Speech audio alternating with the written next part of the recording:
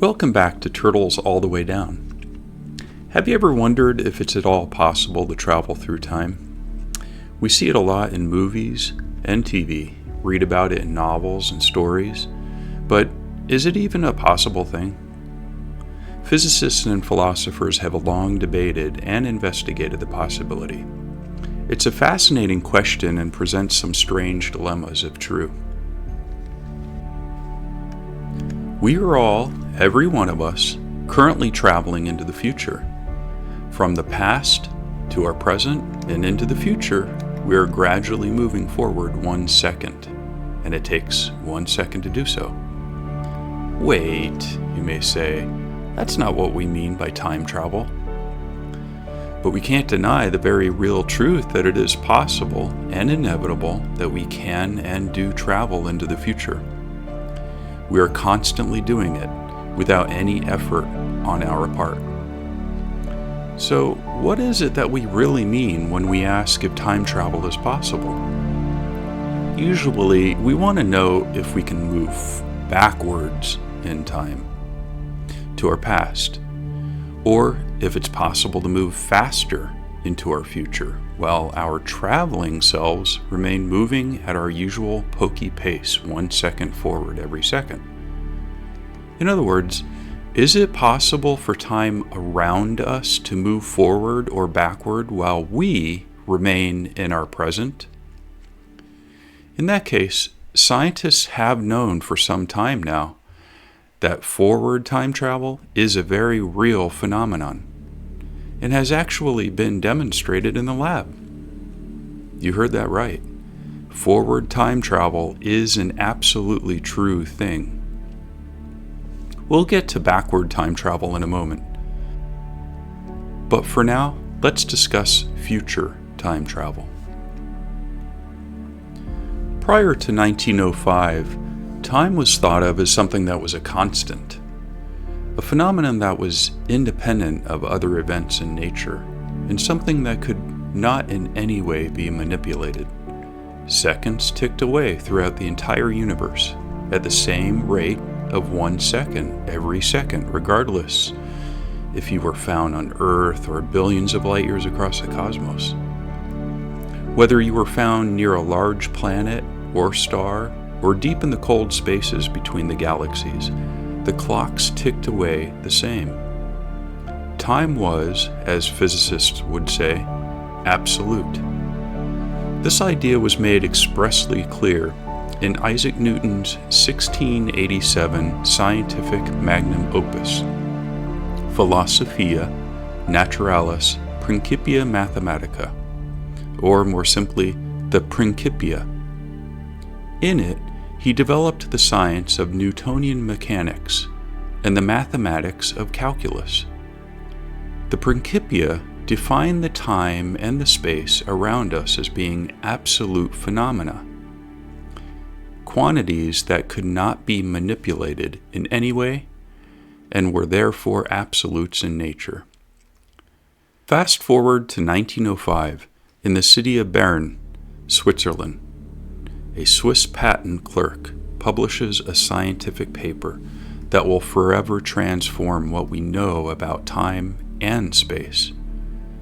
In the paper, on the electrodynamics of moving bodies, the young Albert Einstein forms his special theory of relativity.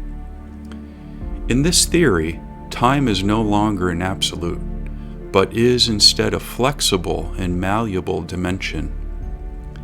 Einstein's special theory of relativity describes how both time and space can no longer be described as two completely separate phenomena, but are fused together and are an inseparable and universal four-dimensional thing called space-time. From 1905, Einstein destroyed the concept of time being an absolute and instead introduced it as a relative phenomenon. But what does this have to do with forward time travel? How does special relativity make future time travel possible? It all has to do with speed and movement. In Einstein's special relativity, When an object travels at a greater and greater speed, its time will tick slower than another object that is standing still. The slower object's time will tick at a faster rate relative to, or compared to, the one moving faster. Time is relative. But this difference in the ticks of a clock between the two objects is almost undetectable, unless they are moving close to the speed of light relative to each other. How fast is the speed of light? It is the ultimate speed limit in our universe. Nothing can move faster than light. In space, light moves at 186,000 miles or 300,000 kilometers per second. That's about 7.5 times around the Earth in 1 second. It's pretty fast. Let's look at how this works with time travel. Imagine you have a twin sister, call her Alice. You happen to be an astronaut readying a flight to our nearest star, Alpha Centauri. From Earth, this star is about 4.3 light years away. That means it takes light 4.3 years to reach us from the distance of Alpha Centauri. You and Alice hug one another and say your goodbyes before embarking on our first manned or womaned mission to another star.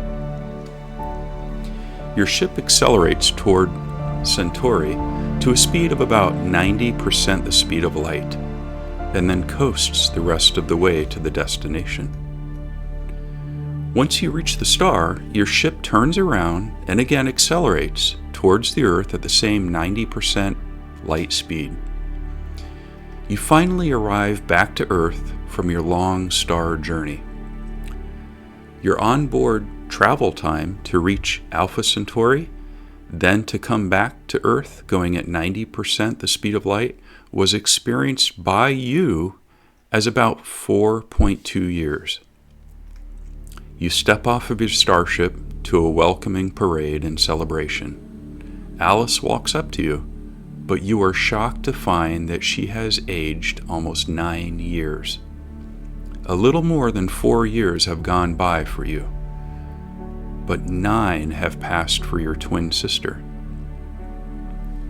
You have time traveled to your future.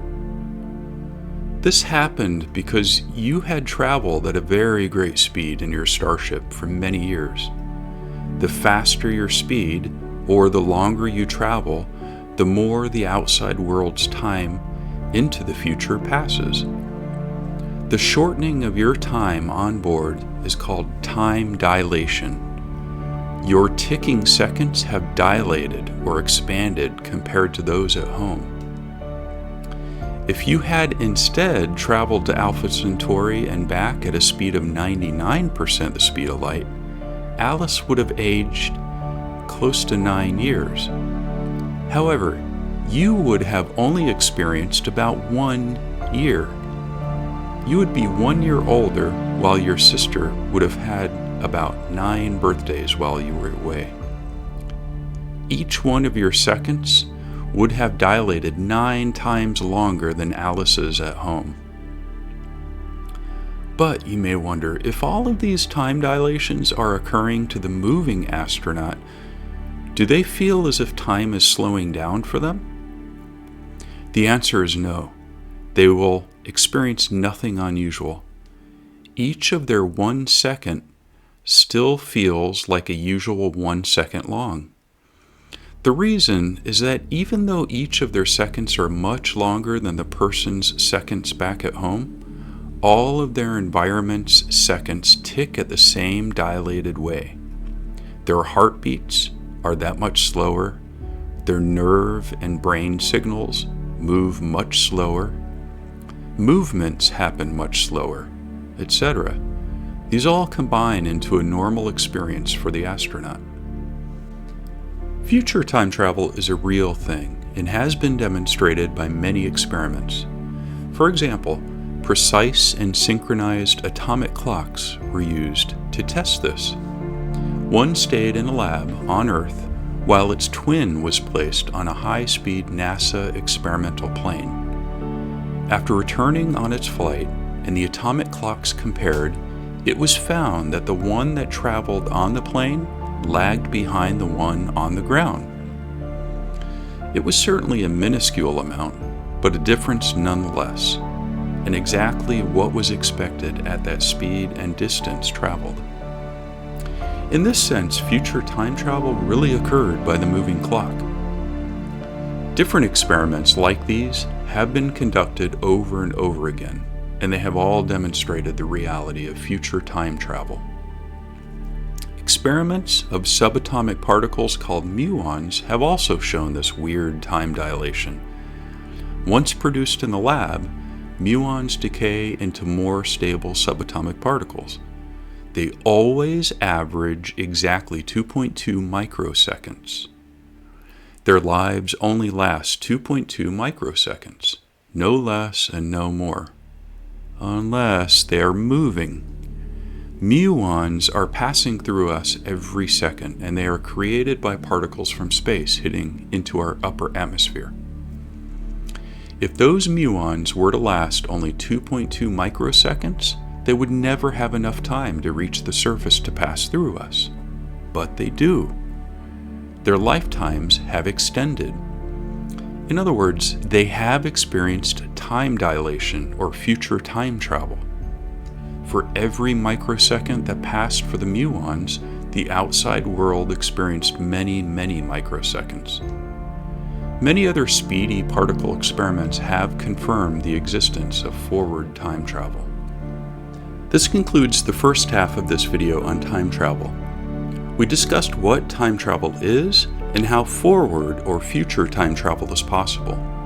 In the next video, we will be discussing the possibility for past time travel and some of the issues that arise from its consideration. Stay tuned for that one. Until then, please be safe, and I thank you again for your support and curiosities.